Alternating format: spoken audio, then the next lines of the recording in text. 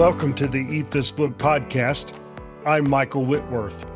Each day we take a small piece of scripture and we sit with it. Not a quick snack that disappears before lunch, not a chore you check off of a list, but rather a meal meant to be savored.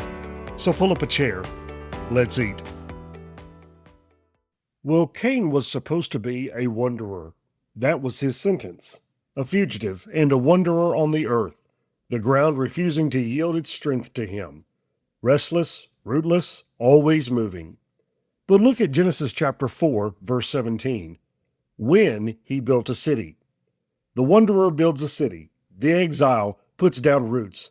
Cain doesn't just survive east of Eden, he thrives. He settles. He constructs. And he names the city after his son, Enoch. A legacy, a monument, something that will outlast him. This is the beginning of human civilization.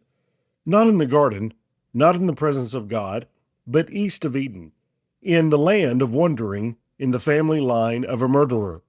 That's where cities start. That's where culture begins. And over the next few verses, we watch it flourish. Look at Cain's descendants. There's Jabal, the father of those who dwell in tents and have livestock.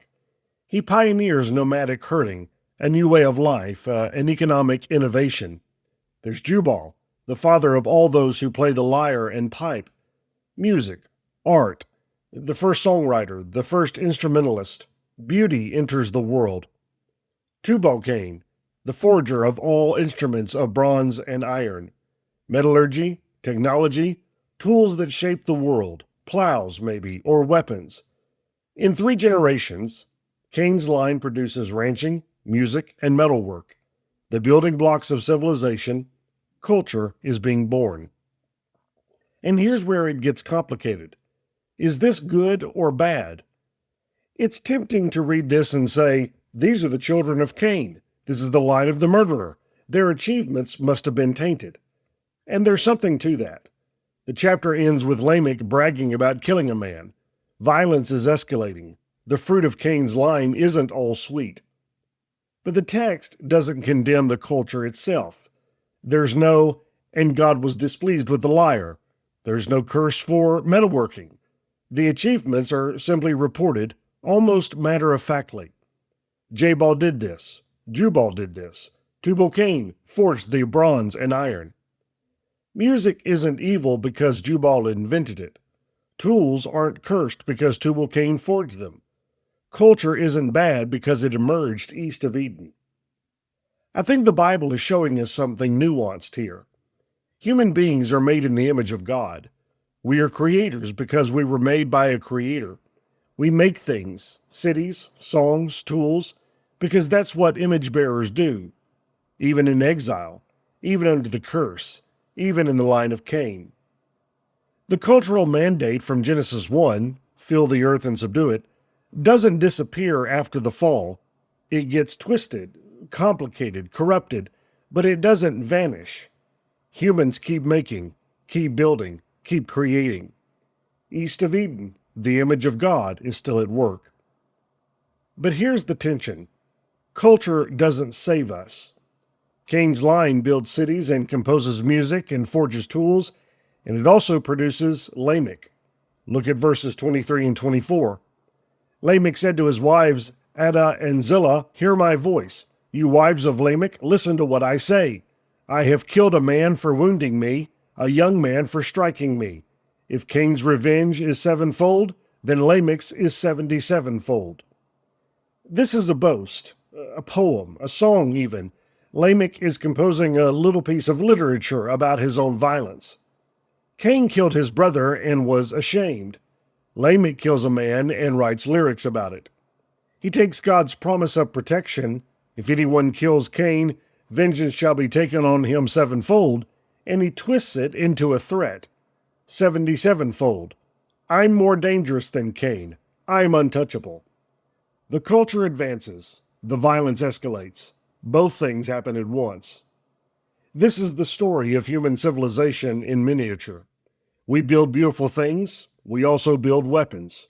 We compose symphonies. We also compose propaganda. We invent medicine. we also invent new ways to kill.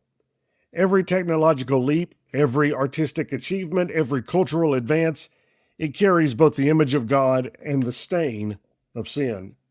East of Eden, culture flourishes, but it doesn't fix what's broken. It decorates the exile. It makes the wandering more comfortable, but it doesn't get us back to the garden. And then the chapter pivots. Verses 25 and 26, "And Adam knew his wife again, and she bore a son, and called his name Seth. For she said, God has appointed for me another offspring instead of Abel, for Cain killed him. To Seth also a son was born, and he called his name Enosh. At that time people began to call upon the name of the Lord." A new son, a new line, not Cain's line, Seth's. Eve names him Seth, which sounds like the Hebrew word for appointed. God has given her another son in the place of Abel. The promise of Genesis 3:15, the offspring who will crush the serpent, isn't dead. The line continues. And then this. At that time, people began to call upon the name of the Lord. Worship. Cain's line builds cities and makes music and forges metal. Seth's line calls on the name of the Lord. That's the contrast. Not culture versus no culture, not achievement versus passivity, but culture without God versus culture that begins with God. Building that ignores the Creator versus building that starts on its knees. Here's what I think this passage is asking us. What are you building, and who are you building it for? Human beings were made to create. You're going to make something with your life, a career, a family, a body of work, a legacy. That's not wrong. That's the image of God in you. But culture without worship becomes Lamech. Achievement without God becomes a boast. Progress without humility becomes violence dressed up in poetry. The question isn't whether you'll build. The question is whether you'll call on the name of the Lord while you do. Cain's line gives us ranching, music, and metallurgy. Seth's line gives us worship, and the rest of Genesis will trace where each line leads. Cain's line ends in the flood. Seth's line leads to Noah. So here's what Genesis chapter 4, verses 17 through 26 offers us today. If you're a builder, a creator, a maker, this passage says, keep going. The image of God is in you. Culture isn't evil. Art isn't sinful. Achievement isn't cursed. East of Eden, humans still create, and that's not nothing. But if you're building without worship, if your life is all achievement and no calling on the name of the Lord, this passage is a warning. Lamech was cultured. Lamech was successful. Lamech was also a murderer who bragged about it in verse. Culture without God leads somewhere dark. And if you feel like you've wandered far from God, if you're deep in the land of Nod, building your own city, making your own way, this passage says worship is still possible. Seth's line began to call on the Lord. It's not too late. Build something beautiful, but build it on your knees. Cities and songs, bronze and iron, poetry and violence. And then, quietly, at the end, people began to call on the name of the Lord. That's the line that leads somewhere. Next time on Eat This Book, we come to a chapter almost everyone skips, a genealogy.